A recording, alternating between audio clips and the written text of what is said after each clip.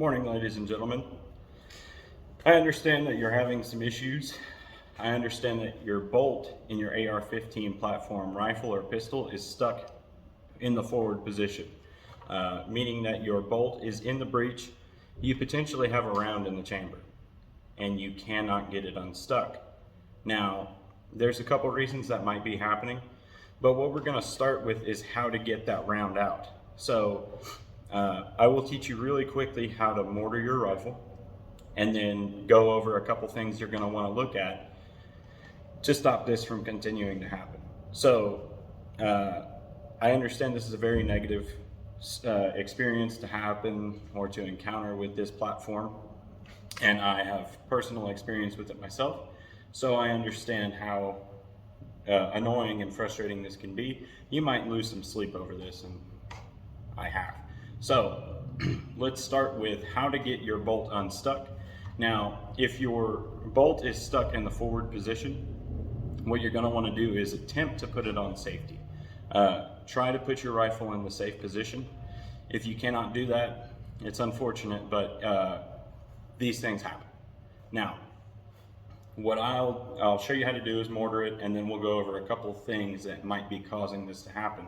So to begin with your mortaring process, you're going to turn your rifle or pistol in the vertical position, like so. You're going to maintain pressure on the charging handle, right? And as you're doing that, keep pressure on this and then give it a tap like so. So the force of you slamming it down onto the stock should create enough pressure to where you can pull your charging handle back. Now, this looks really simple from how I'm doing it because I don't have this malfunction taking place currently. Again, I have had it happen, and this is why I've become so familiar with this technique. But you're going to want to just like that, and it may take more force than what I'm showing you, but that's only because I'm not, like I said, I'm not currently experiencing this malfunction. I considered recreating this condition so I could be more accurate to show you guys how to mortar it, how much force it might take to get that round out of battery. But for the sake of my sanity, I've decided against that. Now, so now that you've mortared your rifle and you've got a clear chamber, what you're going to want to do is take a look at the bolt. And we'll go ahead and do that.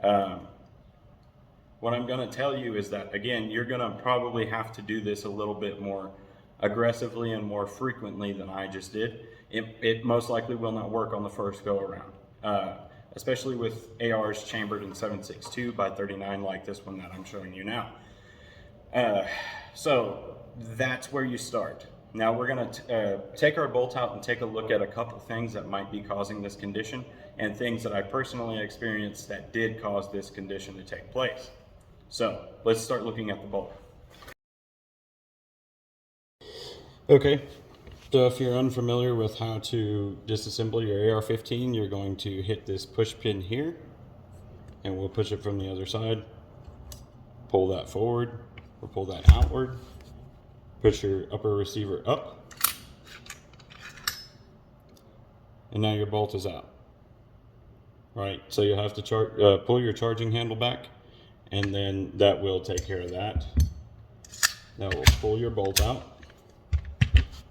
And the things that I encountered was my extractor was actually... So my extractor on my bolt, when I did this, was my problem. And your extractor is this small piece here. As you can see, I have proper profile. If yours does not look like this, then you have a problem. And it could be that this extractor that you're dealing with isn't the right size, because that's the experience that I encountered. If you look on forums and such, they may say that you can use a 223-556. Do not do that. It will not work. And it will cause that malfunction to take place because, again, you're using a bolt or an extractor that's not intended to fit the casing that you're utilizing, especially in 7.62 by 39. This is a common issue.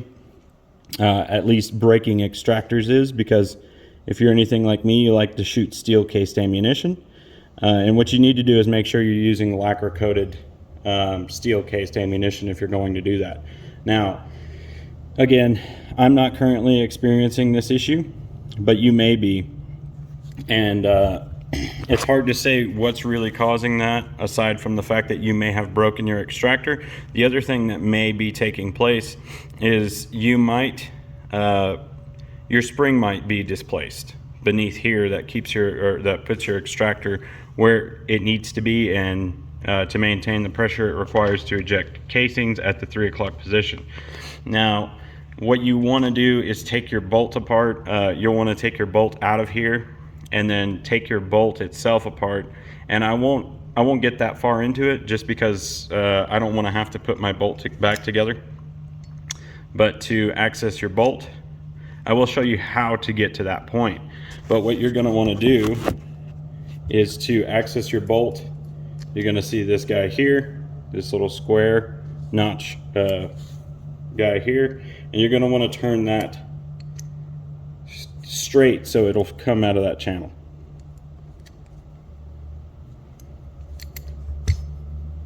And I guess I should start in the right position. So the first thing you're going to want to do is remove your firing pin, and there's a retainer pin here for that. So you can use anything that's, like, you know, small enough to fit into that area. I'm just going to use a screw because it's the only thing that I have close. So you're going to want to pull that out, and you'll have this little cotter pin, if it'll focus. So yeah, that's going to come out. You're going to pull your firing pin out, and then you're going to turn this notch, because it's going to be sitting across horizontally if you're looking at it this way, but you want to turn it vertically and then tap that out. Okay, and then you're going to pull your bolt out. So set everything aside, because right now this is most likely your problem child that you're going to need to be dealing with. And to access the extractor, you see this little pin here that goes through. It may look like it is hard to get out, but it's really not. Just take a punch, push that out one way or the other, and your extractor will come right off. And that'll give you a better chance to look at the spring and everything beneath that.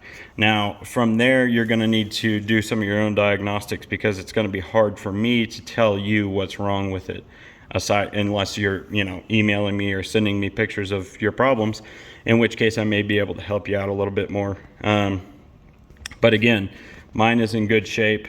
What you'll want to do is make sure that you're using a proper extractor for that, especially in 7.62x39.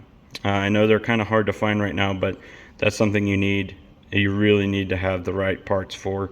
And I broke mine, like I said, shooting steel cased ammunition without lacquer coating. So once you get to that point, take it apart, look at it, do some diagnostics, find an extra extractor, a new spring, and that may set you in the right position, or send you in the right direction rather. So beyond that, that's as much as I can show you how to do, aside from a video that I previously have made on how to change your extractor. It's kind of long and shitty, but it'll at least show you how to do what I'm talking about. So I'll put the link to that in the description of this video, and then yeah, I mean, go from there and pray to God that it works. Make sure you're well oiled, everything else, and make sure that you're taking proper care of your firearms. Aside from that, that's all I got for you. I hope this has been beneficial in some way or another, and I really appreciate you watching this. And of course, God bless the great state of Texas.